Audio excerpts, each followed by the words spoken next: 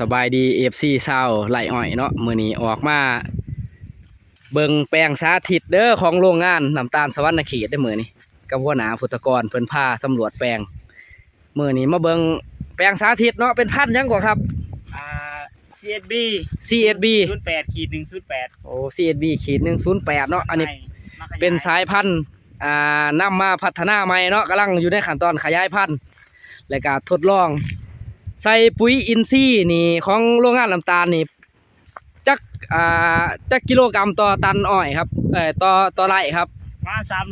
ประมาณ300เนาะโดยเฮาจะใส่ตั้งแต่ตอนเตรียมดินลิปเปอร์ลอตเตอรี่แล้วก็มาช่องแต่งหน้าเนาะใส่ปุ๋ยแต่งหน้าโอ้รวมประมาณ300ปัจจุบันนี้ก็เคมีได้ครับเคมีใส่ตอนปลูกนี่เท่าใดตอนปลูกประมาณ60กิโลประมาณ60แล้วก็แต่งหน้าก็ประมาณ60คือกัน60เป็น100เนาะสภาพอ้อยก็ถือว่าเขียวงามอยู่แต่ว่าตอนนี้พ่อปัญหาก็คือเริ่มเห็นโรครากเน่าใบแดงเนาะแต่ว่าก็ยังเพิ่งเริ่มเจอยังบ่ร้ายปานใดว่าซั่นแต่ก็ยังบ่ทันละเข้าสำรวจข้างในว่าสิร้ายปานใดเดี๋ยวมาเบิ่งกันนะครับเดี๋ยวมื้อนี้เฮาก็มีเป็นตัวยาสำหรับป้องกันเชื้อโรครากเน่าหรือว่าใบแดงเนาะเดี๋ยวสิมาให้เพิ่นทดลองใส่เด้อมื้อนี้เด้อเดี๋ยวเป็นเสื้อยังเดี๋ยวถาเบิ่งอีพีถัดไปเบิ่งสภาพอ้อยนะครับเนาะอันนี้เป็น FS02 ครับส่วนตัวนี้เป็น FS03 อันนี้ก็เป็นอีก1,000เป็นพันธุ์ยังบ่ครับตัวนี้CSB 2008111โอ้ CSB 2008-111พี่น้อง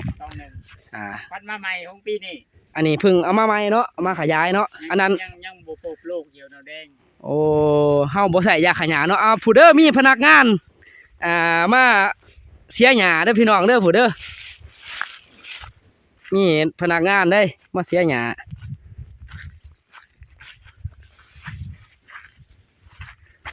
อ้อยก็กำลังเคี้ยวหักก็ได้ฝนนะครับ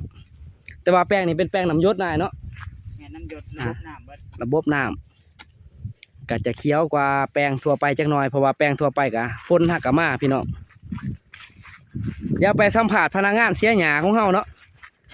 เป็นได้คือเสียให้ไก่กออ้อยเท่านี้ฮะหญ้าเกิดหลายป้าโถเบิ่งเด้อวิธีการเสียหญ้าพี่น้องอ้อยอยู่หม่องนึงเสียอยู่หม่องนึงป้าโถหญ้าลาม